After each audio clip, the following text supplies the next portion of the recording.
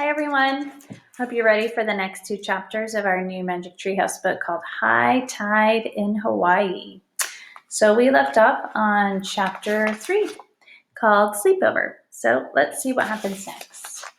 Aloha, said Jack and Annie. Where did you come from? A pretty woman asked. Frog, Annie started. Jack broke in. From over the mountains, he said quickly. He pointed at the mountains looming in the distance. Oh, we're glad you've come to visit us, the woman said. Everyone smiled and nodded. They're all amazing, Jack thought.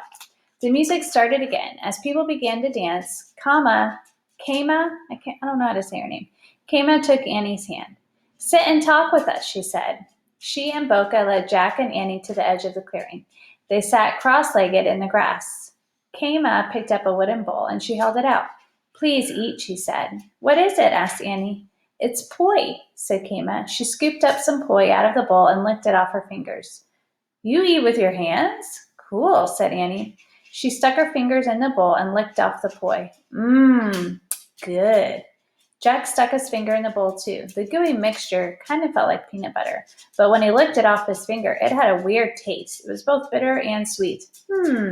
He said, but he made a face. He doesn't like it, Kama said to Boca.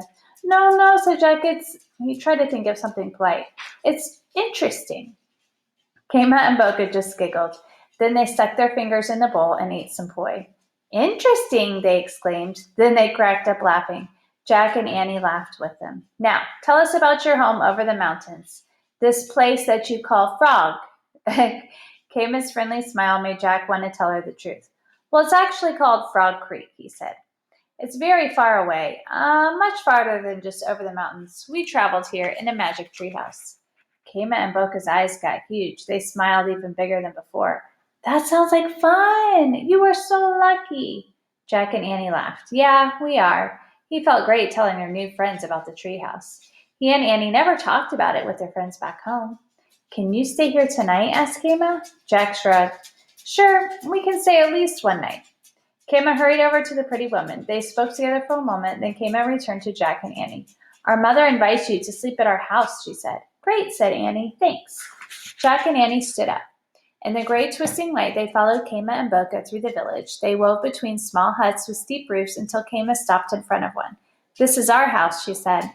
The hut had no door, just a wide entrance that opened into one large room. Kama and Boca led Jack and Annie inside.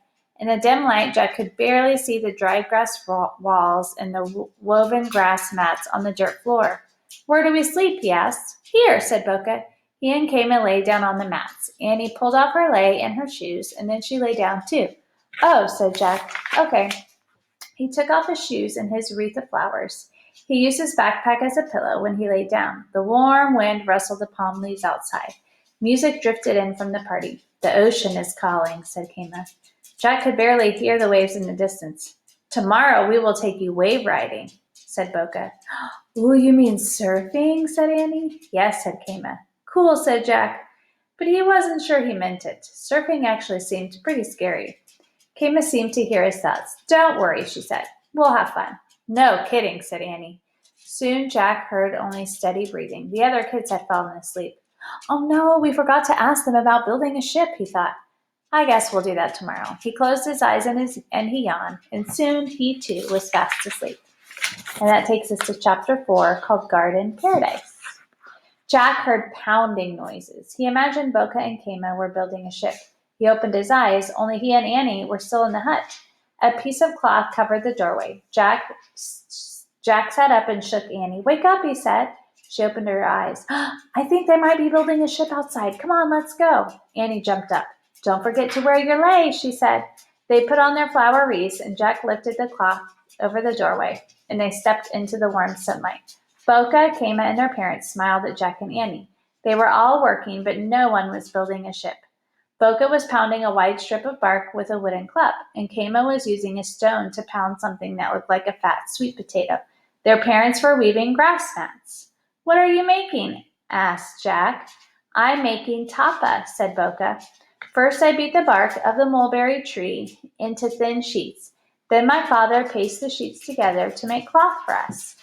This is the root of a taro plant, said Kama. She pointed at the squashed white vegetable. When you add fruit to it, you get poi. Great, said Jack. By the way, do you ever build ships? Ships? asked Boca. What for?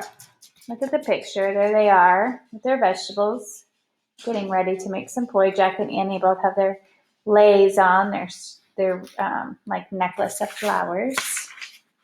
Jack shrugged. You make them to sail away, he asked. Well, why would we do that, asked Kama. Good question, said Jack. Can I help? Annie asked Kama. Sure, said Kama. When she showed Annie how to pound the taro root, Jack slipped back into the hut and he pulled out his notebook and he quickly added to his Hawaii list. Tapa, bark pounded into cloth. Taro root is pounded for poi. And the ship? Question mark. Jack heard Kama ask her parents if they could play now. We finished our chores, said Kama. May we take Jack and Annie to the ocean for wave riding? Jack held his breath. He half hoped that their parents would say no. Yes, go and have a good time with your friends, said their father.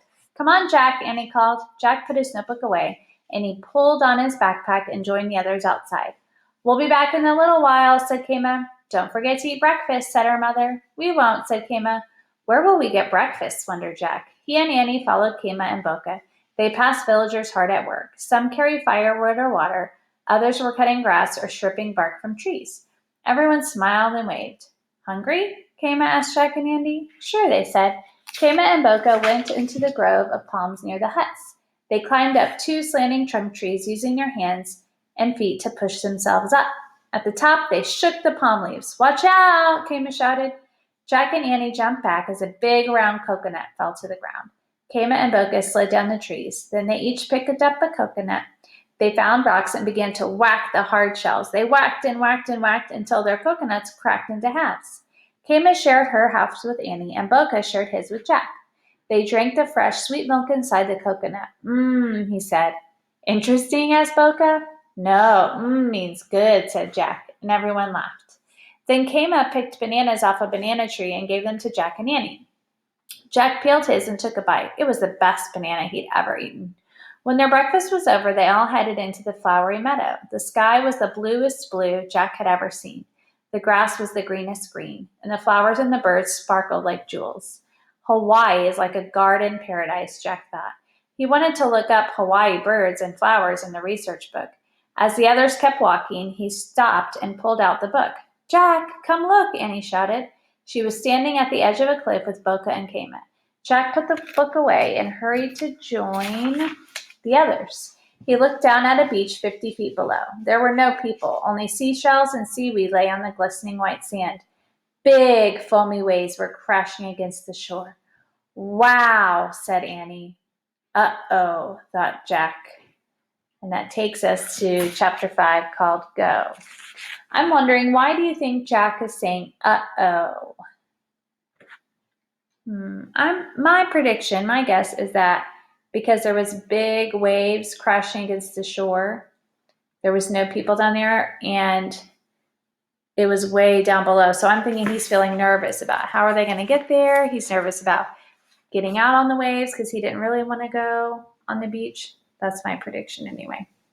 So tune in tomorrow and we will read chapter 5 and 6, starting with Go.